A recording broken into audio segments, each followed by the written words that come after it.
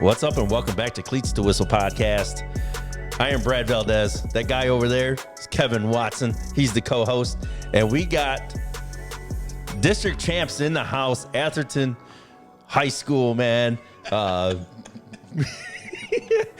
got start off with that. Bryson in the house. Kasaun was in the house, man. I appreciate you guys for coming out, man, and taking this time to jump on the pod again, man. Yes, sir. No problem. No problem. Yeah, man. Glad to be here. Excited. Always good hanging out with Coach, hanging out with Big Fella, man. And then, of course, you, B-Rad. There we go, man. I appreciate you guys, man. And then this is basically just going to be like a life update, man. Coaching update. See what's happening. You guys got any breaking news? You going back to Atherton, Coach? Absolutely. Absolutely, man. We job's not finished. Job done yet? Nope. Job not finished. There we go, man. And Cassandra, are you going back? No, actually, I had a different career path come up. You know what I'm saying? New opportunity. So I'm now the defensive coordinator at Jeffersonville High School. You know what I'm saying? Red Devils, Red Pride. Yes, congratulations, man. A young guy moving up like that, man. It's phenomenal. If you have not seen their episodes, man, two legit great episodes, man. Young talent coming up. We got an old head right here. He's been in the game, and I appreciate you guys, man. I appreciate you, Yes, Brad. sir. Yes, sir. Everything you doing, man. Definitely, Coach. I'm not gonna lie, man. I'm disappointed that I don't get to go against you again, but at the same time, man, I understand and I get it, man. I'd be disappointed too with the butt whipping you put on us this year. Man, I've been chasing that for a while, dude. A lot of stops, man. It's your turn. I appreciate that, man. Yeah, and if you guys don't know, Coach Watson over there did take an L to Atherton, so that's why he's hanging his head over there. Thanks, I appreciate that. Okay, well let's just get into the season, man. You know, I mean, you guys had a historical season at Atherton. Just take us behind the scenes, man. Bryson, go ahead and start it off, and just, man, shout out your guys. Tell us a little bit behind the scenes, man. Man, first off, long season, extremely long season. Word. Anytime, and you know it's Kev, man. 13 weeks is a long time. It's a long time, man. And anytime you start to get to playing around that Thanksgiving time frame, it takes its toll on you, especially if you're doing it right. Because you don't wake up a champion. I mean, I'm waking up a champion today because the season's over with. But during the season, man, it's an amount of work and respect that you got to pay the game. You can't cheat the game most of the time, man. That's right. And so it was long, but, you know. It's worth it. They're well worth it. It's worth it. Very gratifying, man. It's a feeling of accomplishment for the kids from a coaching perspective. But You can ask Brad when he came out to interview me at Fairdale. I said there were two teams I was excited to see this year. Fairdale, obviously. And I said, watch out for Atherton. Because y'all had some dudes. Yeah. I mean, Yep. y'all were loaded. Yep. Yeah. Talent-wise, body-wise, physicality, I mean, coaching staff. You checked all the boxes this year. And it was great to watch. I mean, yeah, you beat our butts, and I've said it before. If I'm going to get my butt beat, I want it to be by my guys. And I had two guys on that team. You know, Yep. both you guys are my guys now because Yep. I'm not coaching anymore. But you know, it was great to see everything come together. Man, appreciate that, man. It's a testament to the program. I don't know if we talked about this the first time around, B-Rad, but one of the things that really moved me to want to join Atherton was, you know, it wasn't. This ain't no knock on the ex-kids, but we didn't come in with a bunch of kids and equipment and the support. But when I came there, I really saw Coach White's vision. And he built the program all the way to the point of just not from day-to-day operations to even the way he manages staff. And now you're seeing his coaching tree starting to branch out, you know. And so next time y'all see him, I think you can call him old boy or old man, because when you start getting a coaching tree, that means you've been around for a while. It's been a minute. It's been a minute, man. Yeah. And Kasaun, you know what I mean? You're a young coach. You were there 4 years. Yeah. Just leaving that culture, you know what I mean, that he built, that you helped build that, man. Take us behind your thoughts of what it's going to be. I mean, it's bittersweet at that point, and all of you guys have had coaching changes before and developed that relationship with kids, so you get to see your group come in, like, dang, and now I get to see that group leave. So it's kind of like, I love it, you know what I'm saying? I hate it a little bit, but at the same time, Coach White always said, leave it better than you found it.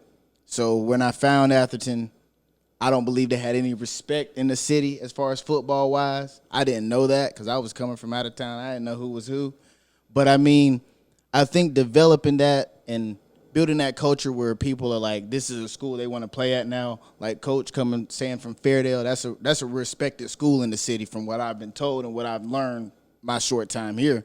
So from a coach from a respected school saying, watch out for Atherton, it just lets you get to smile a little bit in the fruits of your labor, you know what I'm saying? Like, just be happy with it. Yeah, because, you know what I mean, Coach came from Dover, you know what I mean, and like I say, he just looks like a hard-nosed dude. And you know what I mean, you look at him, you're like, man, this dude's intimidating, you know what I mean? And he's been working with them, and yeah, it's all respect. If you get this dude's respect, man, you've done something. No, and I didn't give it. They took it. I mean, I'm gonna be honest with you. They earned it. They earned my respect. I mean, Atherton, let's be honest, Atherton over the years, like he said, you didn't really respect Atherton.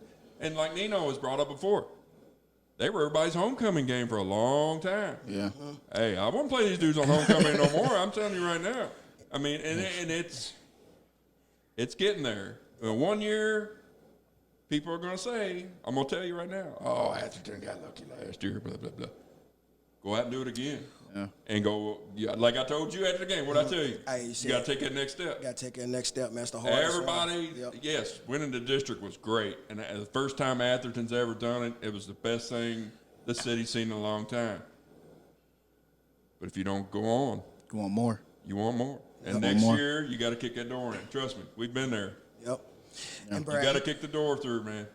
You was talking about what it take, man, and one of the hard parts, and it's hard doing this because you don't want to necessarily let the kids know that you're doing it, but when you have goals, I know first time around we talked about first goal is winning the district, next goal is winning the region, state banner. That's why the job's not done yet. We didn't do that. Exactly, yep. But a lot of times when you're doing that, it was some weeks where I had to make 2 game plans. I had a game plan for whoever we was playing in, plus I had a game plan for them. You know, so we you know, and legit. Same with us. Yeah. And it's always in the back of your mind. It's always. You don't tell the kids that. You do it in a way where the kids don't even know what you're doing. But it's some extra hours and perseverance, and we've done that in past. Our bugaboo used to be South Oldham. Unfortunately, the districts broke up. We didn't play them this year, but that was the hump. That was our first goal in the back of my mind was, hey, let's get over at South Oldham. Yep. And so we just kind of transferred that way of thinking from a coaching perspective and said, all right, we want to have a good regular season, but everything prepares us to get over the Fairdale hump. And everything prepares us, all right, we get over that hump 9 times out of 10. It's probably going to put us in a good position to win district, And so we just looked, man, and, it's a constant game. While we're in non-district play, from a coaching perspective, this is still preseason for the district. So we plan and game planning in a way to where when district play roll, this is where we want to be at, man. So it's a dangerous game. It really is. Yeah. Because if you don't have the guys that are mentally prepared, you can overlook somebody and they'll sneak up and they'll get you. That's right. Real quick, when I was at D-Sales, I never understood it, but I understand it now. We broke it down on beat Cal. I don't care if it was March. I don't care if it was November. It was beat Cal. Because when D-Sales at that time, they had to beat the winner of that game was in the catbird seat. Yep. They won it every year. I was like, man, why are we worried about Cal? We're playing Ballard this week. We're playing Butler this week. Now I get it, just like he said. If you want to take that hump, you want to take that next step, that's who you got to beat. Yep. So you're preparing, but like I said, it's a slippery slope. It is, because you let somebody come up and bite you. Especially with young kids, right? Absolutely, they're not mentally prepared. No, that's you guys. You guys did a great job getting those dudes mentally prepared. to beat us. Yeah. I mean, you can say what you want. Your goal was to beat Fairdale, win the district this year, and then move on, and you did it. Yep. Now next year, you got to beat Owensboro. Yeah. That's right. There you go. I mean, it's either going to be Owensboro or Bowling Green. Yep. I believe those young guys they bought in to that, and especially last year because a lot of those guys were freshmen during that game, and that was probably one of their toughest losses. Like, this team is bigger, stronger, better. They out-coached us. You know what I'm saying? You got to give them the dues where the dues are at. Sure. And I think us keeping that Fairdale token right here, like, this is where you know what I'm saying? This is where you know you're good at. You know what I'm saying? Like, there's a standard where you know you're good. You know what I'm saying? Where you know, hey, I can play this team any day of the week and we can compete. We're a good team. You know, but if we don't beat this team, that's right. Where does it That's right. mark us at? So I think their ability to buy into that allowed us to, like Coach B said, plan for Fairdale, game plan for Fairdale, but make sure you check off every box on the way to get to Fairdale. And I think that allowed us to know, okay, we're peaking at the right seasons. We can add this in. We can take this out. That's part of being a good coach. Yeah. You got to get them mentally prepared. And then that's Nino's. That's his thing. That's his thing. That's his thing. And he's like a riverboat gambler, man. But he knows what he wants to do, and he knows how he wants to go about it. Yeah. And I tell you what, when it comes to dealing with the young kids, oh my God, he has a uncanny patience with them too, an uncanny ability to get them to want to run through a wall for him. He'll cuss them up and down, and you probably seen this on the sideline. I mean, he'll discipline them, but they love him, and it's hard getting those young kids to be mentally focused. Sometimes you can't. So sometimes they like those young kids. I like the horses that at the racetrack where they put blinders on them. You gotta bring them. You gotta put blinders on them young kids sometimes, because if they look too far this way, look too far that, they're gonna go fucking wild. Excuse my language. They're gonna go crazy. I told you it's NC-17. That's right, you did say that. They're gonna go nuts, man. And so he does a really good job about kind of putting the blinders on them young kids. And when they need to be fed gunpowder, he'll feed it to them. And when they need to settle down and calm down, he has a way of tapping that ass and getting them back in check. I love it, man. I love it. And you know what I mean? I want to talk about the good, the bad, and the ugly. You know what I mean? Every stage you go through in the season. You know what I mean? As a staff, as a team. You know what I mean? What was some of the good that came out of this season? I would probably say my ability to learn. You know what I'm saying? I always love to learn. And knowing that Jerry came over from Fairdale, you know what I'm saying, and how Jerry talks so, you know what I'm saying, proudly and high of coach, you know what I'm saying, over here. So that kind of let me know he knows what he's talking about. He's got good knowledge. He's got good balls. So I wasn't afraid to be like, okay, I'm co-coordinating with the guy.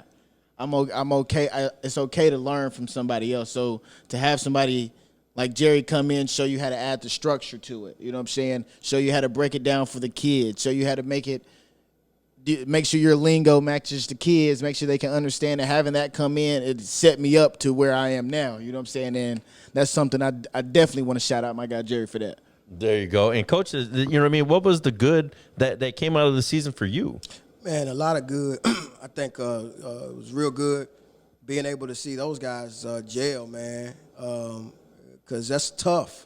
It's tough being a co-anything, especially when you used to doing it alone. So that was good, man. It was definitely good, and seeing us meet the majority of our goals. It was definitely good developing some of the relationships amongst coaches, and then it was extremely good to see a lot of our players bounce back from adversity. You had Parker overcoming a shoulder injury and coming back. Yeah. You know, seeing Andre Steele, who got injured early, being able to mentally and emotionally come back from that type of adversity. Man, one of the hardest things to see was seeing Michael Curry have to go through what he went through for weeks and weeks and weeks with his eligibility being up in the air and being able to see him come back like he did, and I think that was extremely great.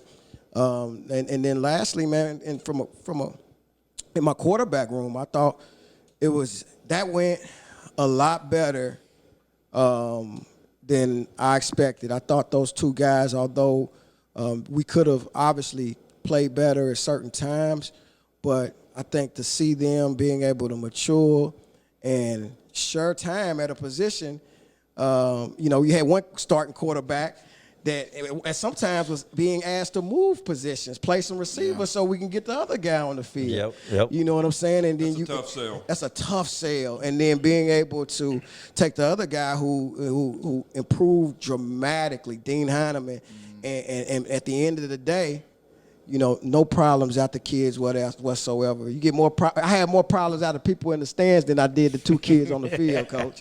They were good. Trust me, I know. And I mean, from a defensive standpoint, I've always been told if they have two quarterbacks, they don't have one quarterback. That's right. You feel me? And so, but like to see how you guys operated, I couldn't say that. You know what I'm saying? I was like, because B would come in, we would do 7-on-7, and sometimes me and B would have a little pissing contest, and it's okay, you know what I'm saying? Absolutely. We supposed to. Competition breathes it. And Breathes it. Yes, sir. Yeah. And then, so sometimes he'd come in with one quarterback, he'd carve me up on the outsides, and I'm like, okay, quarterbacks change. I'm like, I'm going to protect my outsides now. I'm going to protect my deep halves. Now we're attacking the middle. Now he's working underneath, so it's definitely to see those two guys grow, to see Dean be able to start where he was and to be able to compete for a job and have to respectfully earn that time. That was actually, you know what I'm saying, kudos to both of them and kudos to Coach right here for them. And they were two different styles. Yeah. I mean, that's why it was so hard, because you say if you got two, you really don't have one. But when they're that drastically different, it's hard to prepare. Yeah. Because, if you get this guy, he's going to run the ball. If you get this guy, he's not going to throw it deep. He likes throwing it short. I mean, what do you get ready for? If you get ready for this, they got you out here. Like we said, in our game, they attacked our outside. I wanted to stop the middle. They attacked the outside. They won the battle. Mm-hmm. And it's checkers and chess, man. Yep. And there's one thing I do want to say about Michael Curry. Him dealing with that is unbelievable. Him locked in and him just getting that 7 weeks of ball was amazing, man. I seen him 4 weeks out of that 7, and phenomenal kid, man. But I do want to tell you guys a story. That playoff game that I couldn't go live on, the Courier Journal was there, and they were, they were like, hey, who's this kid? They asked a fan in the stands, and the fans don't know the story. Yep. And he's like, oh, no, he got in trouble, and he's a bad kid. And I was like, no. I was like, excuse Totally me. opposite. I was like, excuse me, sir. I was like, and I told her, I said, excuse me. And I said he had a transfer issue. Yep. There's nothing about his attitude. There's nothing about him personally. It was with the school. Yep. So I do want to clear that up. You know what I mean? Thank you for that. Thank Nah, you. I really Yeah. thank you for that. And that's what I'm saying. When the Courier Journal came out, I was like, man, that's wrong. They can't be doing that to a kid and just be, oh, he's a troubled kid.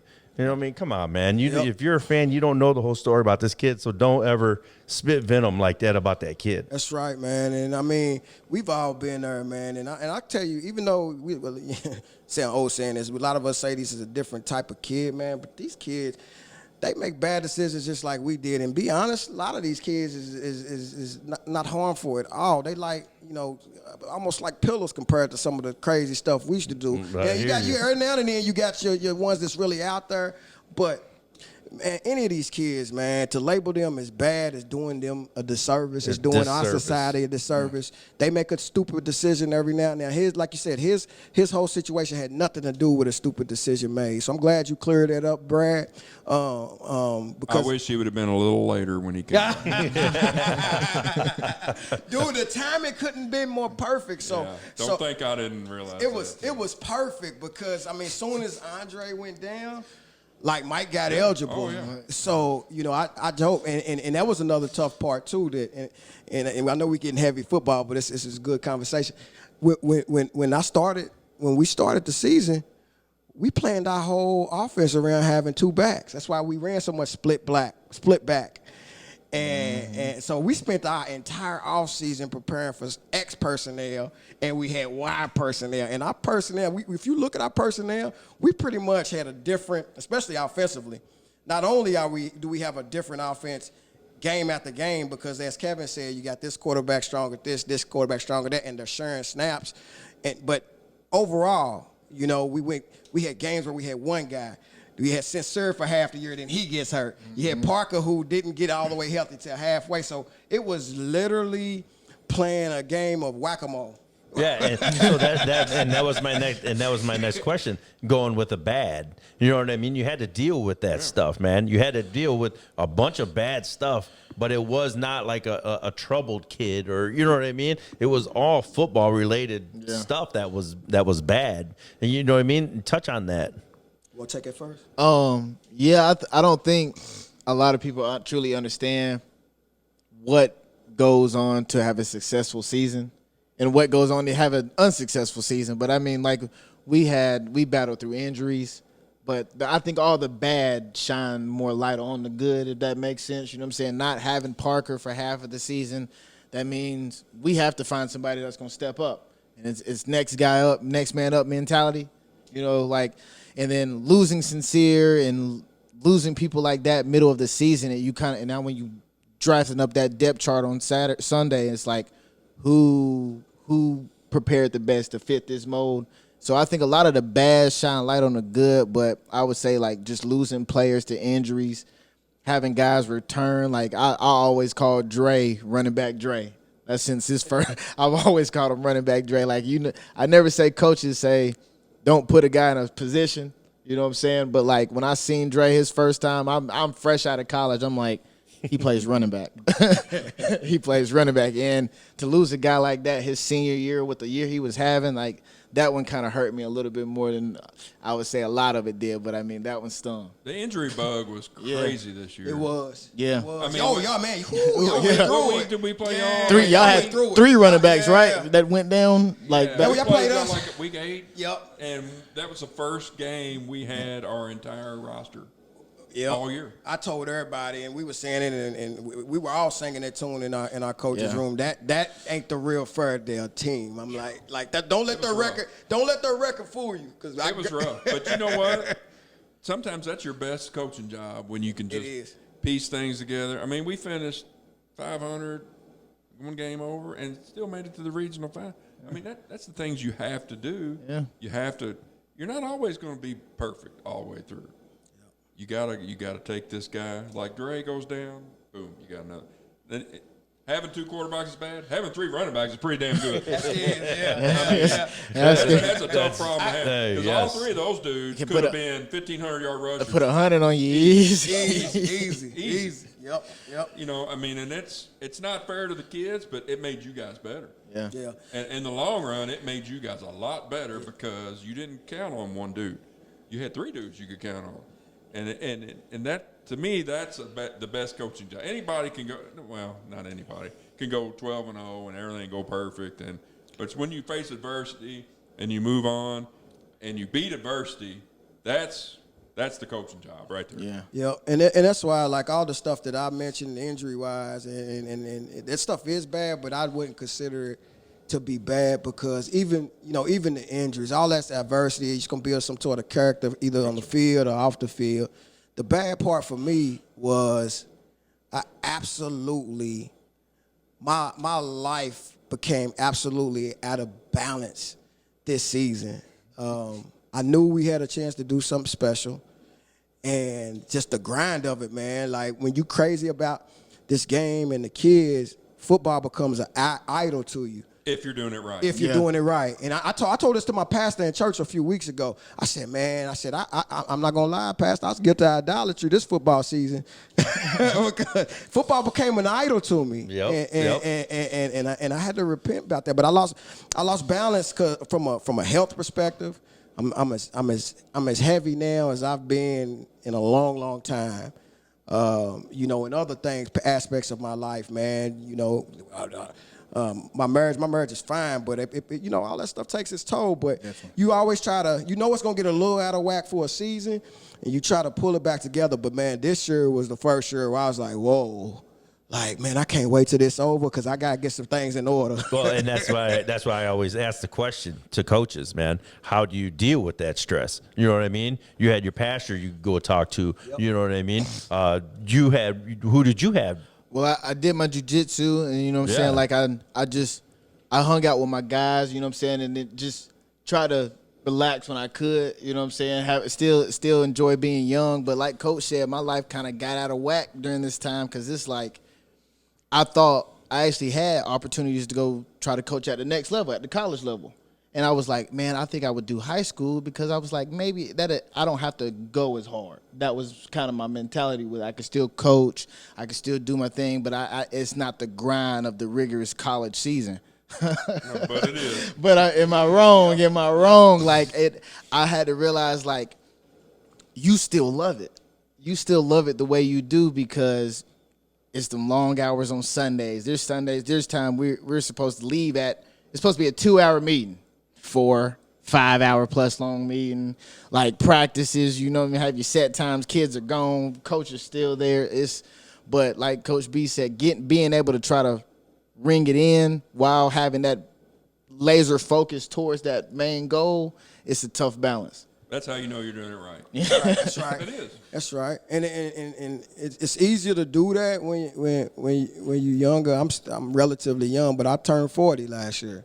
You know, and you know when you string, and Coach knows this. That's probably why he's where he at right now. When you string a decade of doing this at the same level, and I know you did more than a decade.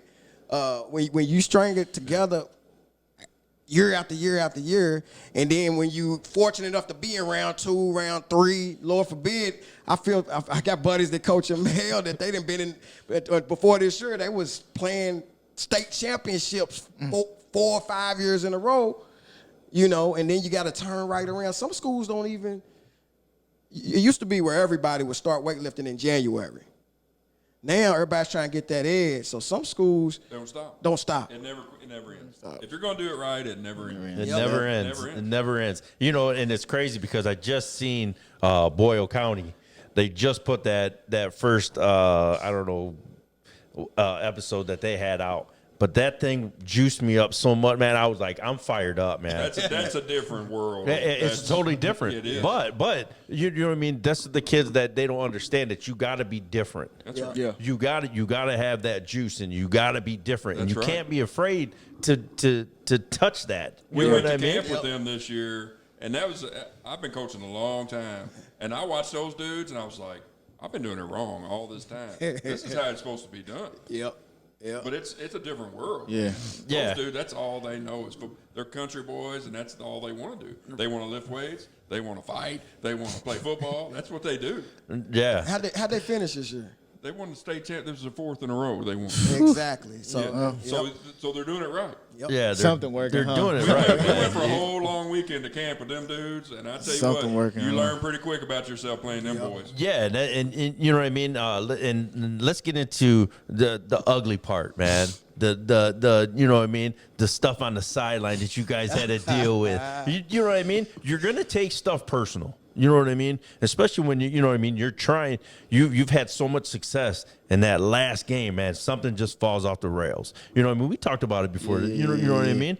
But it's not a personal attack. It's just you love that team, and you want it to finish the way everybody wants it to at Kroger Field, right?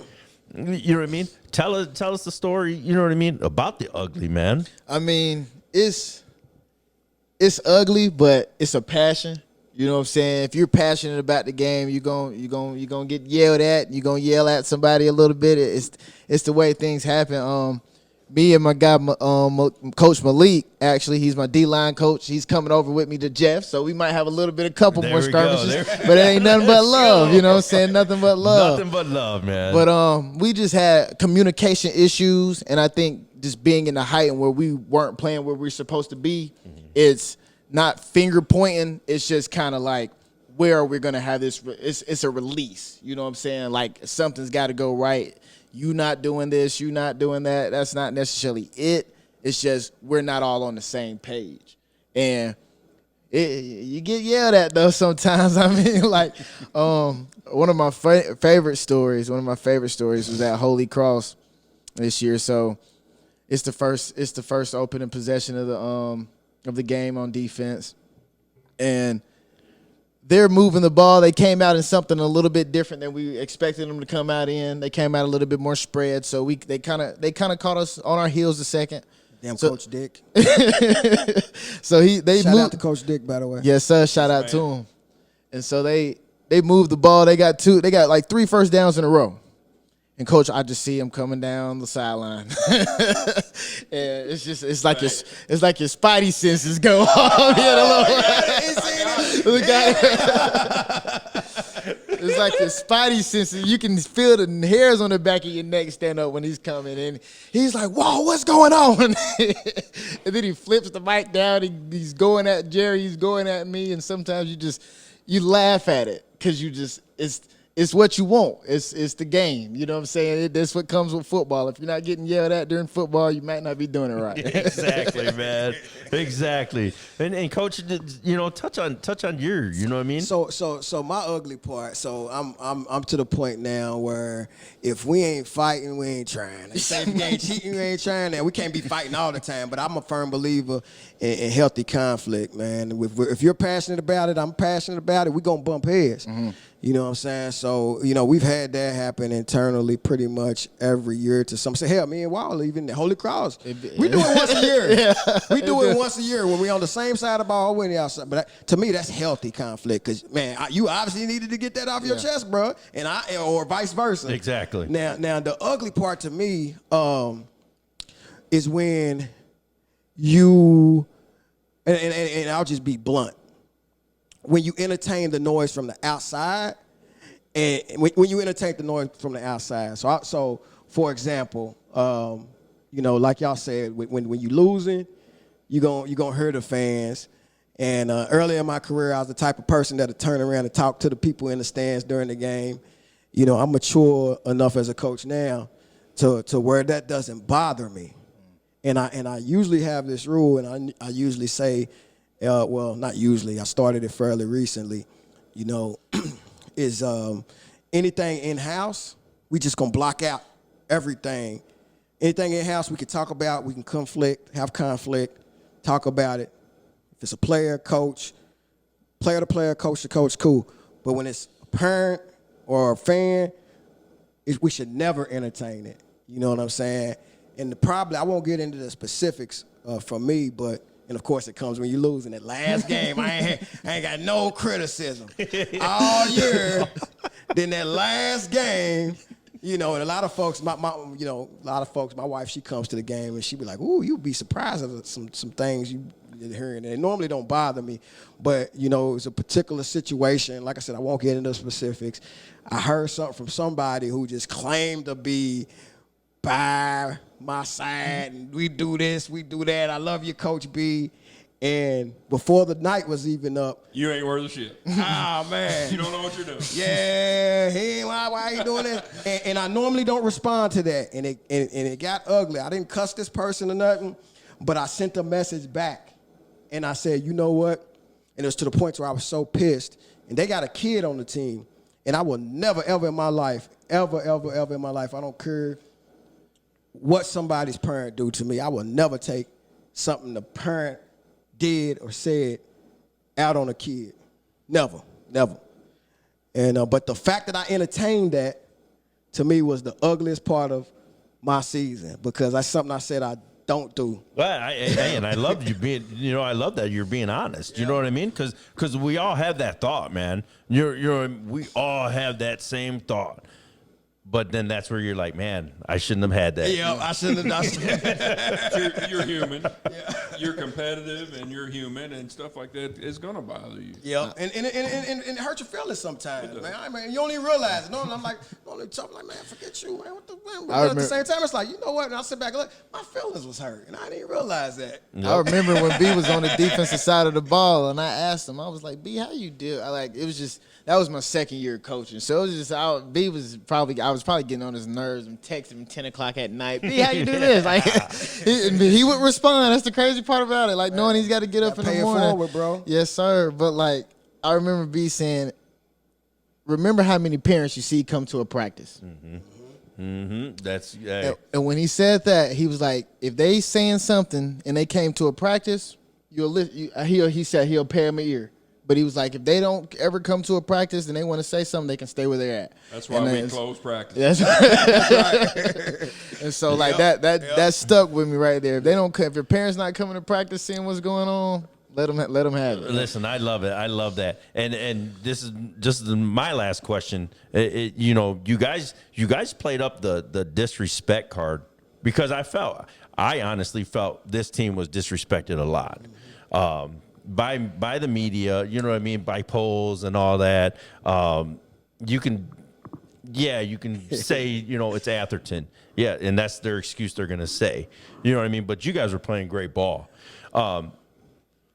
Did you guys use that for your fuel for the last half of the season? Let me take this one, man, because some of that, and I think I told you this after, some of that was fake juice.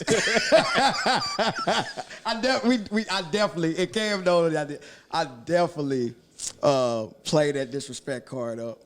And it was more so, again, because of this group, even though there was a good group, they weren't all the way mature enough to really understand that psychological game. Now, from a coaching perspective, we definitely used that, especially me and Nino on the offensive side of the ball. We went in our bag and drew up a lot of things like, oh, we can't coach? We did it. We did it all year, but it was complete fake juice. You know what I'm saying? But it helped. And it helped 99% of the time. It was one game offensively where it actually hurt us, because I'm truly believing it was probably the first round of the playoffs.